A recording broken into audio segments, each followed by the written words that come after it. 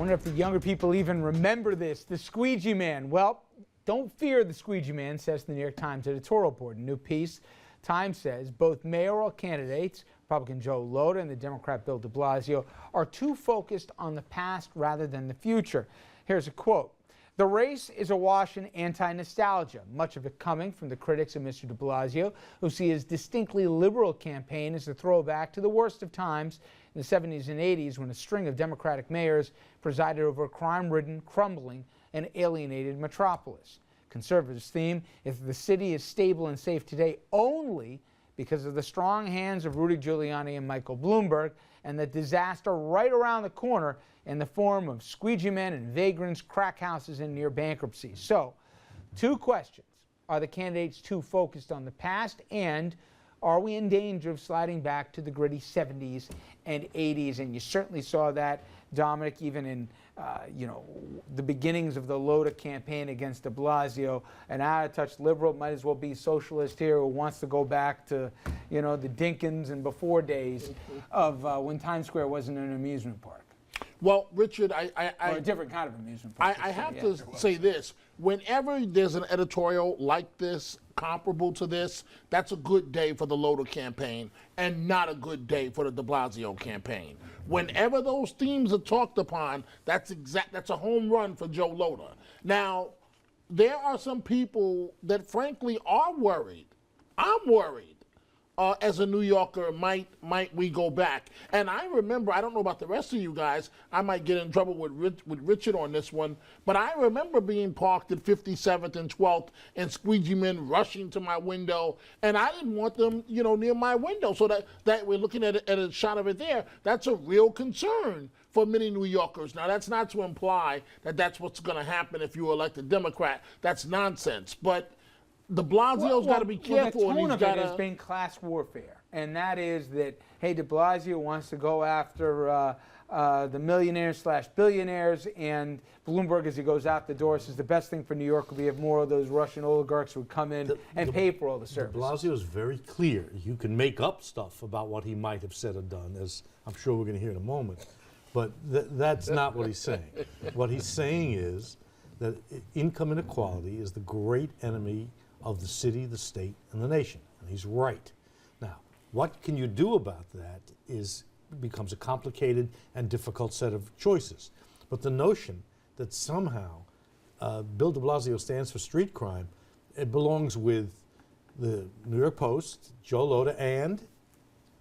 Let me tell you something. Education is the great inequity that has taken place. And your education dictates your income. Listen, if he had a plan talking about how he was going to equalize education to make sure everybody was going to be educated regardless of race, that's a good plan.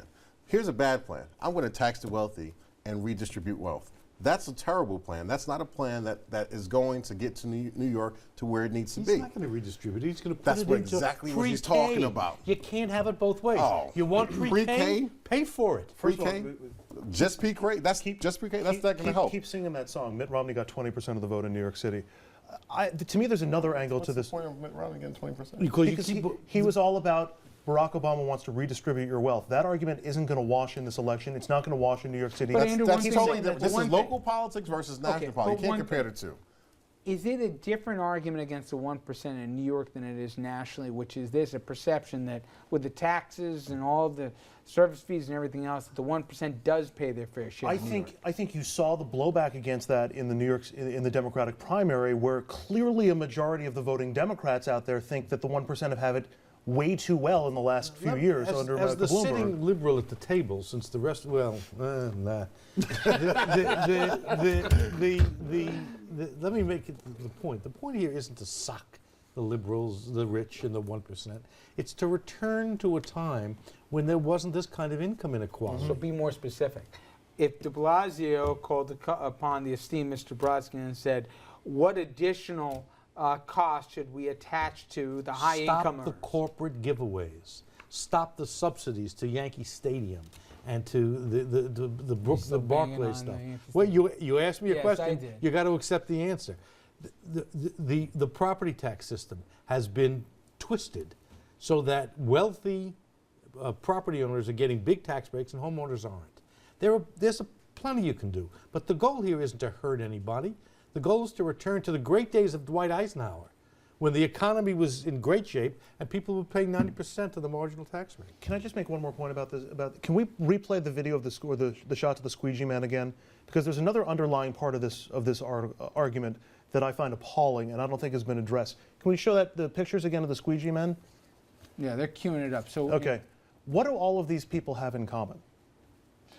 There is an element to this attack that is racist in my means that it mind. doesn't look like it you is- doing this it is- But I've stuff. seen white squeegee men as No, well. I have too. But that's not the image Where? that's being that's not the image that's being conveyed in the squeegee men, vagrants, crack houses, and It's near a bankruptcy. Willie Horton Okay, but campaign. okay. Crack Yeah, angry, you say, will you you say, please? wait, Well, this is the New York wait, Times, a very wait, liberal wait, publication. You guys say Willie Horton, but have you ever had somebody come up to your car? You're tired. It's the end of the day. You don't want to be bothered, and you don't know if this guy's about to rob you. I've shooed squeegee men away myself, but that's not the point I'm making right now. The point I'm making is that this is an argument that's designed to See, play this on is the race. argument that de Blasio doesn't need.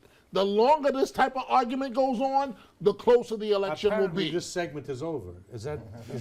Because nobody wants to go back to that. And whether you hate Giuliani or love him, he came in and cracked down symbolically immediately on the squeegee men. And that was a great thing for New York City. He had a good idea. privately, which- people like broken windows. Well, Some more people. But he had than he had an idea, which was that small street crime was as important as big, important crime. Good for him. Not everybody's wrong all the time. That's over. Dominic's right politically. That is when you have the conversation, you're having it on lotus turf. So this segment is over. Let's. Oh, okay. Come now on. I No, get it. don't say anything. No, just go like that. That's it. That's my man. If he says Yes, go like that, yes, I'll go we like move that. on because we're gonna. Richard will like talking about the next one. We come back. There's a new guy in town. He's running for Congress, but will he be able to endear himself to the people of the Valley? We'll be talking about some potential candidates in New York politics, and also a column that Richard wrote about what may lie ahead for Mr. Cuomo and also New York State. Stay with us.